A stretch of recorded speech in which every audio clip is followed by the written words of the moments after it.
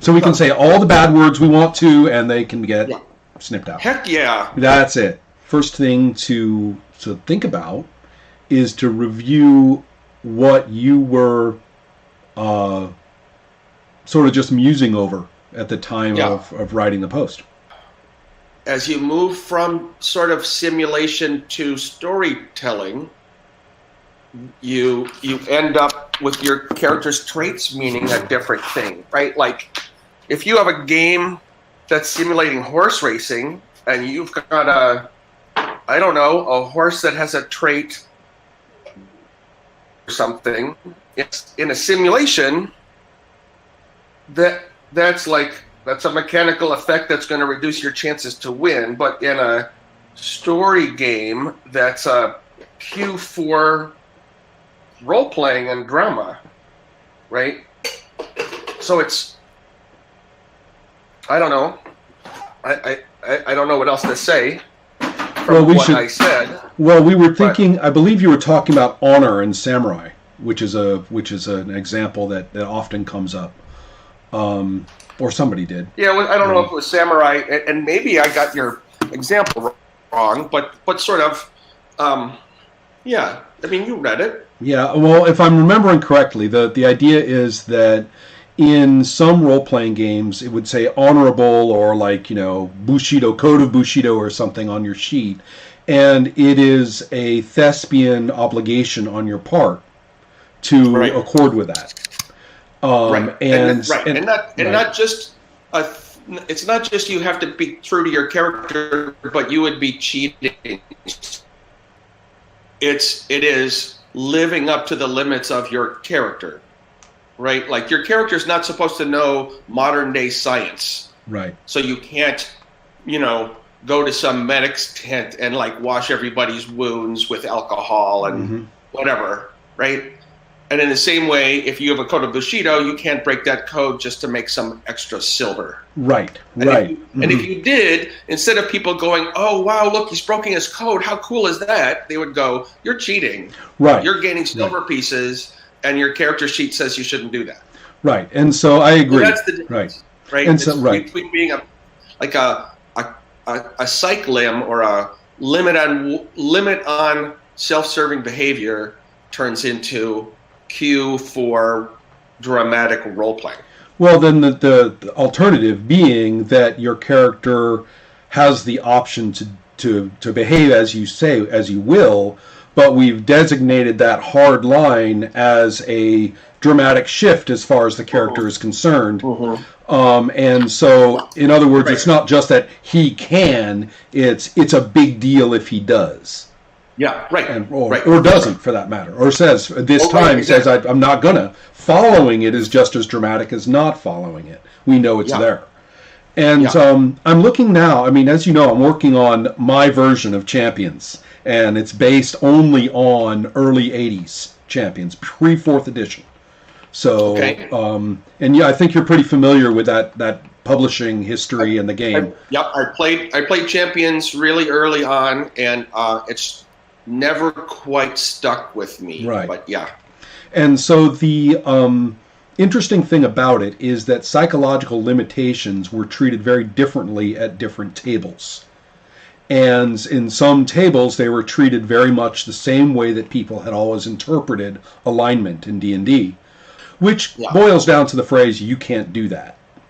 Yeah. So psychological limitations like code versus killing and things like that in Champions, if you look at it textually, it's surprisingly flexible about what your character can actually do. And so there's very little injunction-based code psychological limitations. But you get points for having that psych limb. Yes, you do, but the point is, what are you getting points for? Are you getting it for the I can't do that, or are you getting it for the this is dramatic? I'm claiming that Champions was an interesting experience across multiple tables for me at the time, because I very much ran into groups who considered one or the other interpretation of psychological limitations to be obvious. Yeah. Totally obvious. Right. Couldn't imagine why anybody would ever look at it a different way. And and the clashes that arose when you had people with these different obviosities in play was terrible. So with that in mind, in Over the Edge, we have some of the simplest character sheets in role-playing, and a lot of them are personality-oriented. Yeah. Let's before we move off the psych limb, let me dwell on that a little bit. You have disadvantages like vulnerable to kryptonite or whatever. Mm-hmm. Are those really disadvantages? In my opinion, no. In fact, in 6th edition, Steve Long changed the name to Complications. And I think he was totally on the right track in doing so. They're only disadvantages if you think of the game as a skirmish deal. It's much more a matter of, because you have these fascinating mechanics for struggling through the pain in Champions, the more pain your character gets, the more social inconvenience, the more physiological stress they're under, the more, basically the downer they are, the more chance for fun. And not every group grasped that, but the groups that did got to really enjoy the masochistic drama of certain kinds of superhero titles, especially the ones that were big at the time, the new Teen Titans and the new X-Men. That kind of, masochistic drama of injury, of stress, of uncertainty, of competing kinship and loyalty ties and all that stuff. The rule books of that time, the early Champions rule books, are rife with appreciation for that kind of thing. And Aaron Alston's Strike Force supplement is just dripping with it. And the thing I'm getting at is that the disadvantages make the character in that context. The last thing you'd want to do, you might change them, but the last thing you want to do is, quote, get rid of them so that your character isn't so penalized. That's not the mindset. Well, GURPS had more of that mindset. GURPS had much more of these are the bad things. Right. But, so now let's go on to Over the Edge. You're right. Simple character sheet. Lots of this, like half of the features are role-playing oriented and half of them are procedural background features. And they have a certain gestalt to them, which I think has always just jumped right off the pages in that game, that you even have as a cognitive process when the player makes their sketch of their character, where it comes together, and even something like, slender as a trait just sort of crisscrosses with those other 4 or 5 words or phrases, and it just you totally get the character as a slender person with all this other stuff. It really works. It just goes together really nicely. So you have so with that in mind, I'm saying that personality is far more tangible than a superficial glance at the sheet from somebody who doesn't know the game would probably pick up. There's a lot of tangibility to the personality and to how that person, you kind of look at it and you kind of get the idea, this person's going to duck and hide under the table if guns come out. This person's going to laugh and like expose his demonic heart when the guns come out, right? I get it. And so, but they're not obligatory. There's nothing, it's an incredibly amoral game. There's nothing obligatory in there. Yeah, well, that is right. So how does this all come together? Like, what do you want from me before you write this material? This is the interesting thing. The game has no moral directive in it about how you play a good guy, how you play my character to accord with some underlying value system. That's right. To jump back to the superhero games for a minute, it may interest you to contrast villains and vigilantes and DC heroes were very explicit about there's hero play and there's villain play. And Champions, oddly enough, has nothing of the kind. Champions is shockingly amoral in regard to what a hero is. You're just going to do it at the table and we will see. and that's it. And so anything else gets imposed by the given culture of that particular play table. Sure.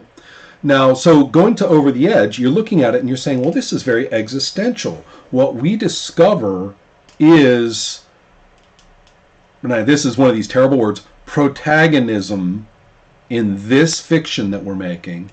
We're just going to have to find out. We don't know. I mean, is one of these characters like the main character in Camus' The Stranger?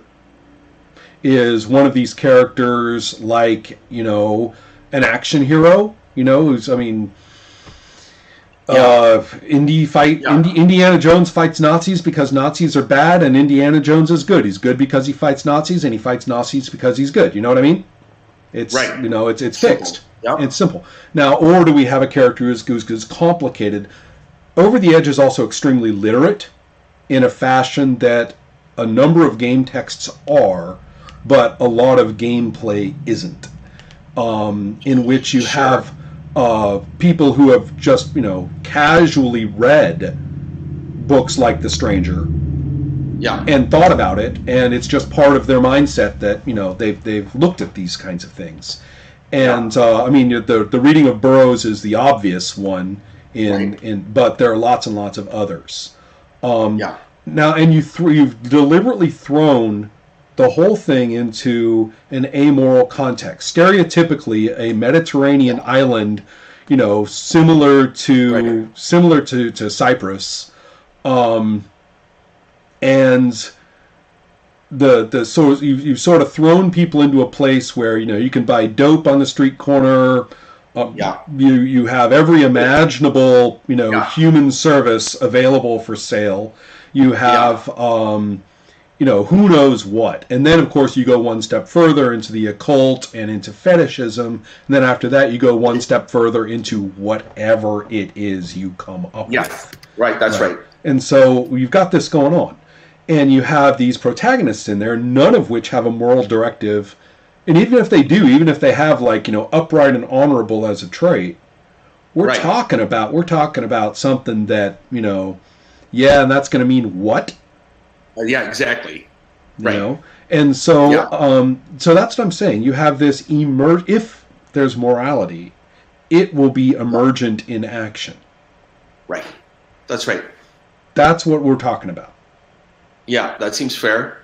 And with that, and it's also so refreshing. I'm doing the whole flashback to, brace for it, 26 years ago, Jonathan. Yeah, right? I know, right? I know. Mm-hmm. And breathe in, breathe out, breathe in, breathe out. And we're looking back at that. I'm reading the rule book, and I'm like, that woman Molly is fucking her baboons. Ew. And then you're like, all right, this guy is enjoying being a little naughty. There is none of that post-satanic panic, self-censoring prose and presentation that had just infected role-playing texts universally at that point. I mean, it was another person of my age group. We graduated college in the mid-late 80s, and we went through all the apocalyptic partying you could possibly imagine that you can't even explain to people. They have ecstasy, but we did ecstasy before ecstasy was invented. Using inadequate drugs to do it. So, so it was, I think, quite enjoyable in that way. And so, particularly since, I'm sorry, I'm riffing on the games of the time. I'm thinking of the contrast between Mike Pondsmith's original Cyberpunk, which tended to have a little bit of caution about the drugs, and then Walter John, right? So. It was very much sort of an anti-drug propaganda. Right. Yeah. And then, but you had Walter John Williams' Hardwired supplement that Williams participated in. And of course, that was very much, blow your mind. It's Cyberpunk, And so, so anyway, I was just kind of riffing on the different takes of that particular time. No, that's right. So what we have is, this morality issue. We have morality as an emergent fictional property, not as an embedded fictional directive. Yeah, there's a huge difference. So, I do say in the new Over the Edge that every character that comes to Alamarja must have an overriding motive so big that they're taking time out from fighting the rise of international white nationalism. Right. That's an interesting way to put it. I mean, one thing that's a somewhat more explicit version of what may have been implicit in my mind when I read it, which is that everybody in there is intentionally dropping out. Every player character is in. That was my vocabulary for it. Would be to drop out. You're going off the grid. You're going right. Yeah. And so that makes some sense. That's more of a thematic call out to politics rather than an actual description of the characters. But anyway, I just wanted to put that in there as I do address morality, but in a hinky way that's indirect and not really related to what happens at the game table. Anyway. True. I think it's a little bit relevant. I'll stick with it for a second. The idea is that you're saying you're divorcing the character from any kind of establishmentarian or any kind of preset or pre-understood directive for how they're supposed to act. I mean, if you're going to show up to Alamarja and you're going to be, a CIA agent, prepare to be the kind of CIA agent who is very much, I mean, even if you are still, quote, on mission, it's not going to be the mission you thought it was, that's for sure. And so anyway, take it then. That's fair. So we've got this. Right. So we've got this emergent morality thing, which, if you ask me, going by the humanity mechanic in Vampire, which itself is taken from the empathy mechanic in Cyberpunk, in my opinion, it's pretty much the same mechanic. If you do that, then you're looking at a couple of interesting things. In those mechanics, first of all, the worse off you are, the more limited your behavior. There are things you cannot do well or at all. So if you have low humanity, and I'm talking about the original Vampire, I don't know about the plethora of revisions. I'm talking about, at that time. So you look at the having low humanity in Vampire or low empathy in Cyberpunk, and the character is extremely limited in their available range of action. Yeah. In many ways, the only actions that are easy for them to perform are those that are going to make the score go down again. Yeah. So you have kind of a death spiral, first of all. But the point is, as your character gets, quote, worse, they become less and less and less flexible in their activity. Yeah. Whereas, and now I'm going to jump to, so in contrast with Over the Edge, where there is no such score, and yet all this content-based challenge to just do. And then one looks at Sorcerer, and one could say, Sorcerer is more like Cyberpunk and Vampire because it's got its humanity score. And I think this is where we're getting to what you were talking about, that humanity score in Sorcerer is different in a lot of ways. Yeah. For one thing, as it goes down, there's no change in your character's available range of action. Right. For another, it has no in-fiction quality. I like to call humanity and Sorcerer theme music. Okay. As humanity gets high, if humanity goes up, we get the triumphant theme for your character. Yeah. When it, goes down, it's sinister, foreboding, and look out, this person's going close to the moral event horizon. It is similar in that when the character reaches zero humanity, they are no longer a viable player character, because in many ways, I'm saying there's a moral event horizon, but you'll also notice that I don't define humanity for the group. Right. Interesting. That's a really interesting thing. The group itself is going to have to come up with what makes the theme music change. Interesting. So it's a mechanical version of the freedom of Over the Edge. Yeah. Which is kind of what I was aiming at. Yeah. Yeah. No, that's it. That's Yeah, that's worth playing out and developing as a concept. Yeah.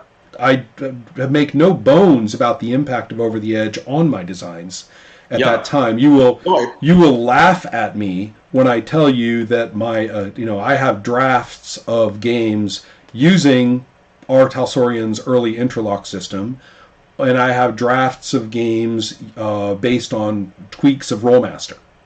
Yeah, I bet you do too. I believe it. Yeah. And so I can look back at those manuscripts, and I remember, the summer of '92, and I'm reading through this and going, and also I had been really sick with chickenpox.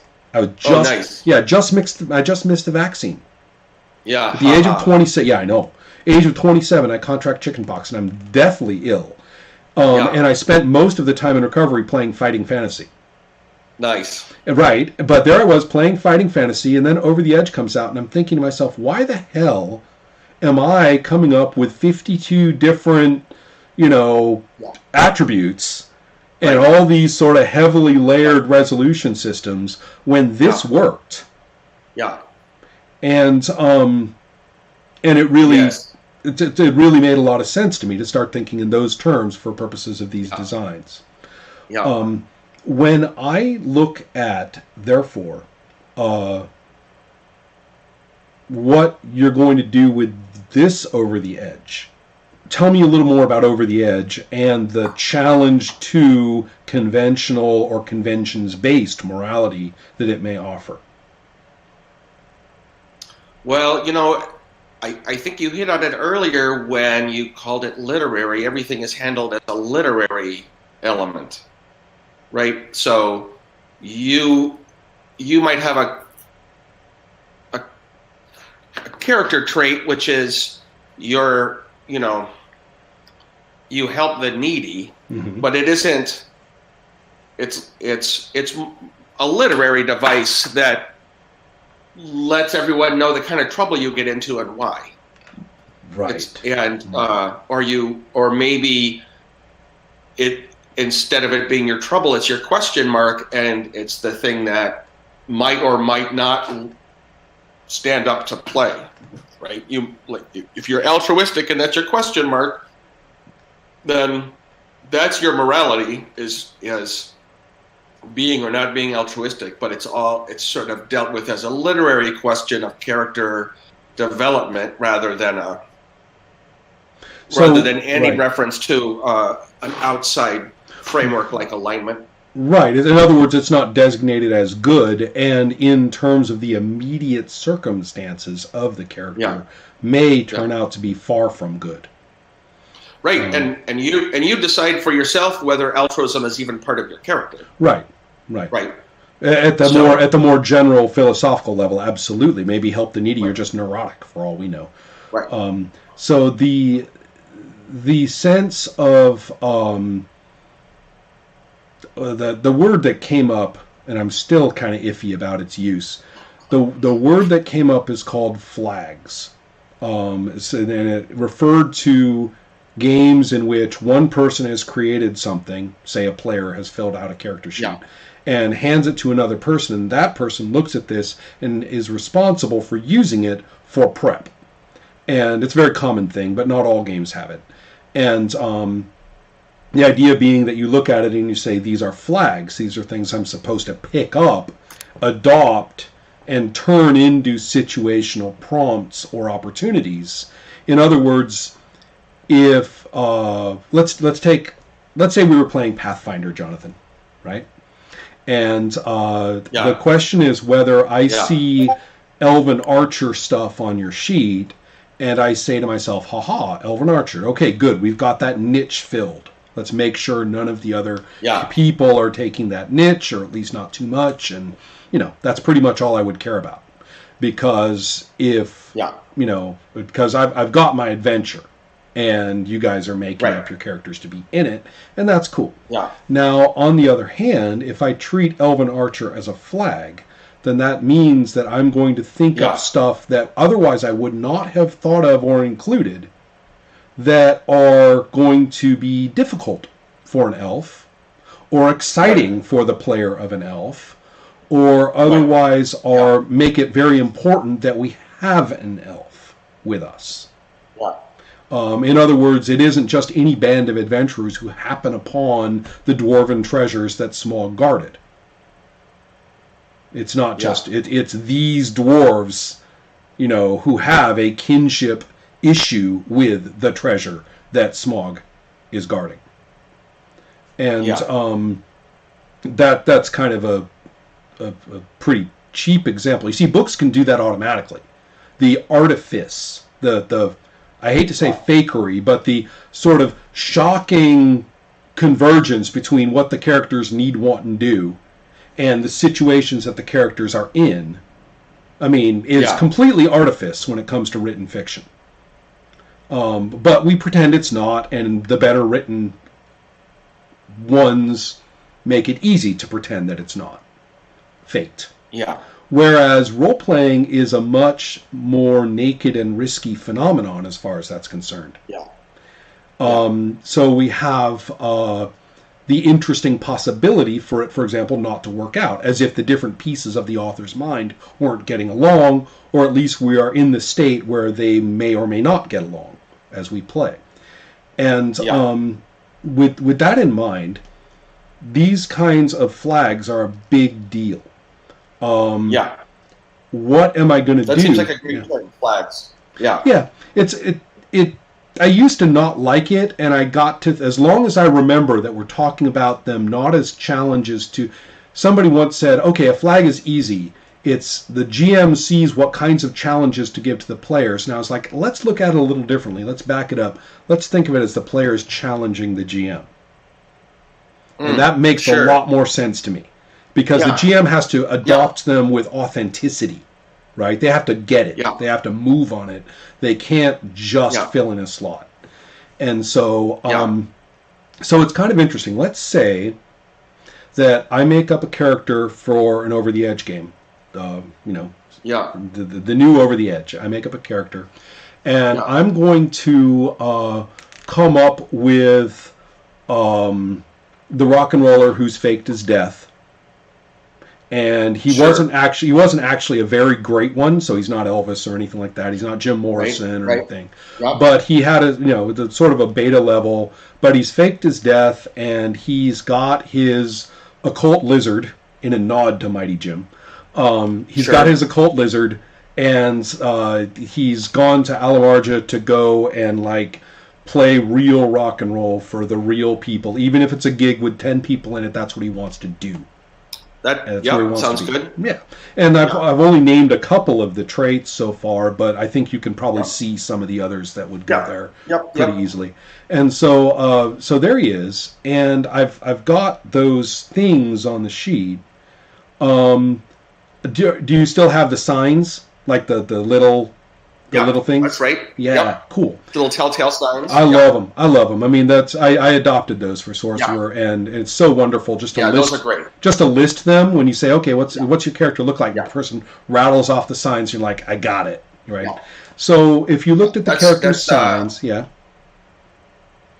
that's our Smagaka, is where those originally came from. Looking at this character, and I know it's not really fair without the whole thing in front of you. Simple as it is, it matters to have the whole thing. Yeah. You as GM say to yourself, all right, does NPCs pop into my mind? Is somebody that I came up with already, exactly who this guy needs to meet? Or, that's funny, I hadn't really thought about a character like this. What would be, what would be the way? Right. And so this is really it's got its pitfalls to prep like this, because you can fall into the trap of being too damn slick. Yeah. You make the perfect character for them. You make the perfect situation for them. You make the perfect trap for them. You make the perfect, and that's not very satisfying either. It is Over the Edge taught me to play roughly. It's better to have things that are approximately or potentially problematic for the characters rather than the thing which is perfectly machines to them. Yeah, right. And no, that's fair. it's a tricky. It's not. It wasn't an intuitive thought at the time. At the time, I had to kind of fight my way into it. Tell me a little bit about where your thoughts on Sorcerer lie. I know it's not like fresh in your mind at the moment necessarily, but if you can, think about where your thoughts on Sorcerer lie as far as this kind of, oh no, where are we going to go from here feeling that it has in moral terms, if anything. Well, I use Sorcerer as an example of, I don't know, just like I said in the post, that your traits are flags for drama rather than limits on behavior. I don't. That's perfectly fine. And what's interesting is that that applies both to the traits themselves, and also because those are really similar to Over the Edge, but also then to that non-Over the Edge mechanic of humanity.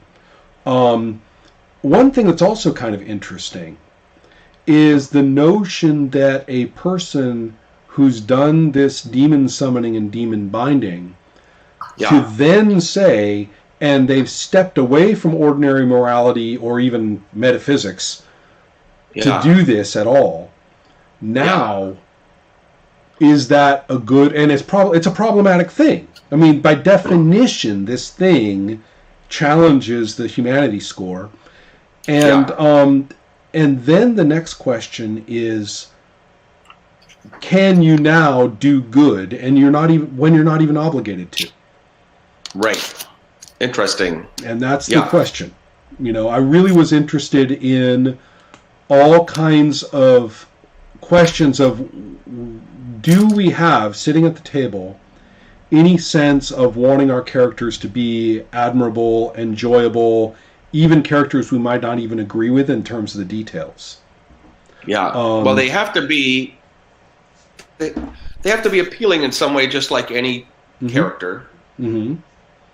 I agree about that. The question then is that's appealing in order to be able to continue to be around them initially. And to be on their side and everything, But then the question is, how about after that? How about once events have evolved, and situations have occurred and consequences have occurred to other characters, and now where are we relative to these characters? Sometimes a player character will actually become somebody that we desperately would love to see get their comeuppance. And yet their humanity score, you see, what's another interesting thing that's very, very amoral about it is that you don't automatically lose humanity for wretched actions. You have to roll. Okay. So if the dice for either an increase or a decrease, there's still a roll, and it's always 50%. So that means that the game basically says, it is at least 50% possible that you do a bunch of shitty stuff and you're still walking. You're still a player character. And vice versa. In other words, there's no automatic... God is not watching. In the mechanics of Sorcerer. And so you have this interesting effect where you can have a character who's tried very hard to be good, and a lot of the mechanical benefits for that have not happened. And you can also have a character who has been quite wretched, and yet who has not, quote, suffered enough mechanically as one might think. And so those are both possibilities, and they are very fruitful possibilities. In some ways, you sympathize more for the unrewarded or only partially rewarded good behavior than you do for someone who's been completely rewarded for it consistently all the way through. This goes back to basically reward mechanic behavior that we need not go into at the moment. Then we go to the reverse. Isn't the villain who gets away with it for a while? That's pretty interesting. More compelling. And so, and the fact that I've actually shocked some people by saying it is okay for your character to go. You don't have to go to humanity 0 to go dark side. Right. Right. Dark side is a much more qualitative thing. You don't have to play your character as a good guy. You just have to take responsibility for playing a compelling and understandable and enjoyable bad person. Yeah. And we will see what comes of it. We will see what happens. I have NPCs to play. I have demons to play. Right. It's and so I basically think of it a lot of the same basic principles of Over the Edge, but I like to think I put a Bunsen burner under some of them. You like the what for some of them? I like to think I put a Bunsen burner under some of them. Oh, yeah. Right. The games may strike people as different because of the presence of the humanity as a mechanic. And and especially if they think that going up or down is very automatic, and especially if they think that going up or down changes your range of behavior. Right. And so it's much more amoral. It's much more sort of literary, and it's more characters dealing with what happens rather than things happening according to a specific plan. Absolutely. That which is another thing that I found you, at least looking back on the earlier texts, all of our texts struggled with this, particularly in the 90s. I will specifically mention, in addition to Over the Edge, I will specifically mention Christian Aldrich's Maelstrom, Mike Nistel's Whispering Vault, and to some extent, Mike Pondsmith's Castle Falkenstein. All of those are texts which, as far as I'm concerned, struggle very greatly with the idea of, well, there has to be a GM who has a lot of framing power and a lot of aggressive NPC-oriented activity power. But somehow stories should be coming out of what the characters do, not out of the con scenario script. Interesting. But you can see the Lester Smith's Zero, 1997, is another perfect example. You can. I'd love you to revisit some of those old texts sometime, and see the authors almost sentence by sentence, kind of like you can see them fighting against the traditional phrasing, which is a lot. Interesting. The traditional phrasing is what I call the impossible thing before breakfast. You say, the character, the players play their character, but the GM tells the story. Right. Which is, the minute you look at that, you're like, what the fuck is that supposed to be? Yeah, that doesn't make any sense. Right. Yeah. But so if you're trying to get away from that, and it's the early 90s, where do you go? Where's the available vocabulary for it from role-playing? Right. There's hardly any. Greg Stafford came close in Prince Valiant, but you can see that one struggle too. And so, so I was reading these texts with an eye toward this exact issue. And I said, I'm gonna throw it open. I'm gonna tip the boat, right? Look at everybody go back and forth in their boats. I'm gonna tip the boat over. I'm going into the water. No, the GM doesn't tell the story. Just get rid of it. Right. All the framing power, all the playing the NPC, all the ability to, unload on the player characters with a submachine gun, leave it all in there, but just never mind planning for the great big fight in the warehouse at the end of the session. Right. Just never mind that. And it took a long time to fight my way through it and play. I actually, in the annotations to Sorcerer in the 2013-2014 publication, I actually talked about the playtest game in which I actually let go of the safety net for the last time. Yeah. And in thinking about writing Over the Edge, you remember in the original text how you said all this setting material was wonderful to make and wonderful to play, but if you treat it as like a source book that you as your GMing has to accord with, then it's a curse. Yeah. I don't remember saying that, but that sounds familiar. Yeah. It's your phrasing, more or less. What's interesting... Yeah, no, that sounds right. Yeah. And you know what? I was reading a recent book by Stan Lee, which might surprise people to know that I actually found astonishingly... it's very slick and professionalized and Stan, but on the other hand, the things he says about writing comics are just such gut punchers if you're paying attention. And he talks about universe. And he talked about his early Marvel Comics universe was emergent.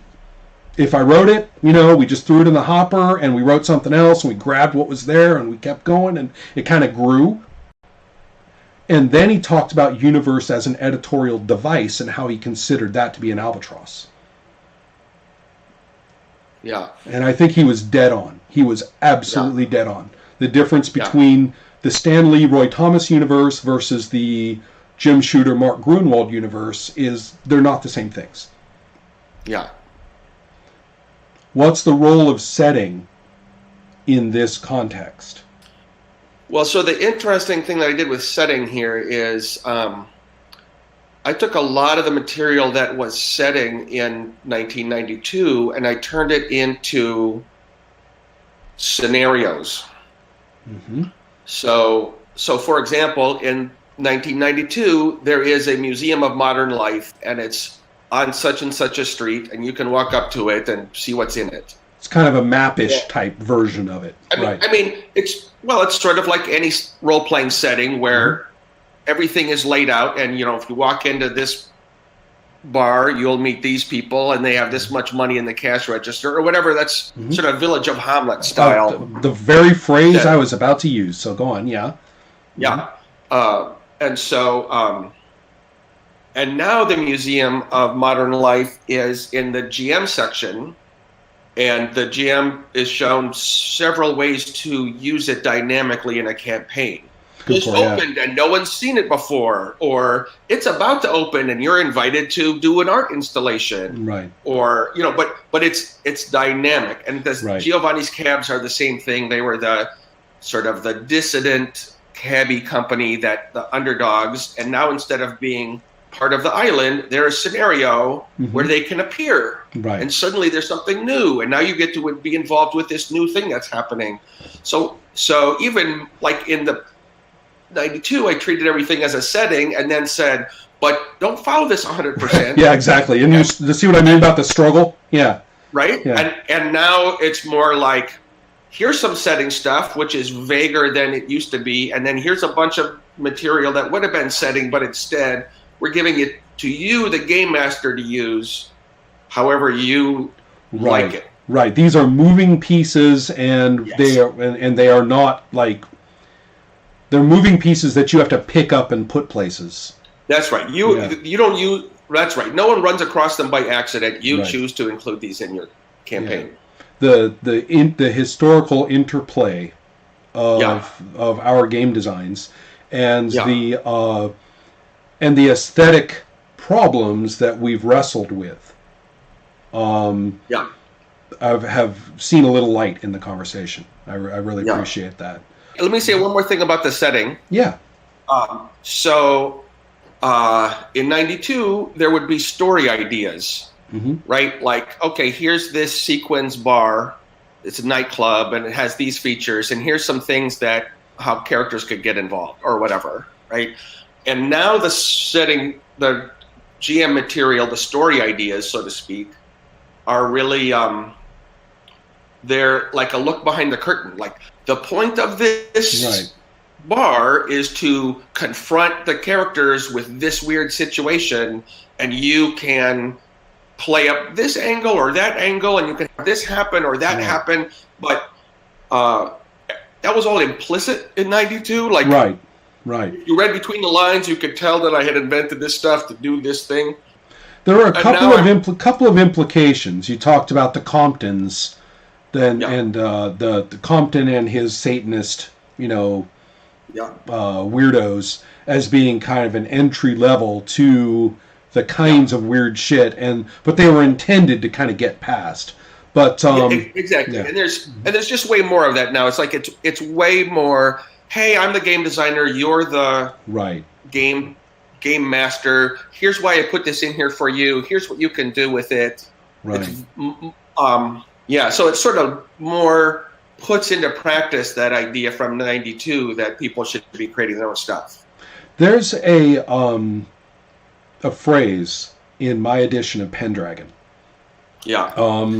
that I recognized as being 100% appropriate for playing Pendragon, And then I said, okay, but that's exactly what I don't want to do with these games that I'm working on. I want to do the opposite. And the phrase that it used was the purpose. The GM is the lens through which the game author's material is then focused onto the table for the players. Yeah. As if the players might as well have just read the book if they wanted to enjoy the game that way. But since we're enjoying the game this way, I've read the book, I hold up the lens, and it shines through onto the table, in verbal form, and then they get to enjoy it that way. And and as I said, it was very appropriate for playing Pendragon, and that game has so many virtues of its own. But that particular context of content to GMing prep and to play performance, play activity, is just completely different from what we're talking about. Yeah. That's right. Very different. I think that it makes more sense for somebody if they hear us going back and forth like this than it is for either of us to just say something and then they have to kind of process it linear through everything. They get to see this develop verbally back and forth, I think. I think it makes a big difference. That sounds, Wonderful, Jonathan. Let's talk again sometime just for the hell of it, just because we can. Yeah, let's do that. Yeah. Take care. I'll see you later. Yep. Take care. Nice talking with you.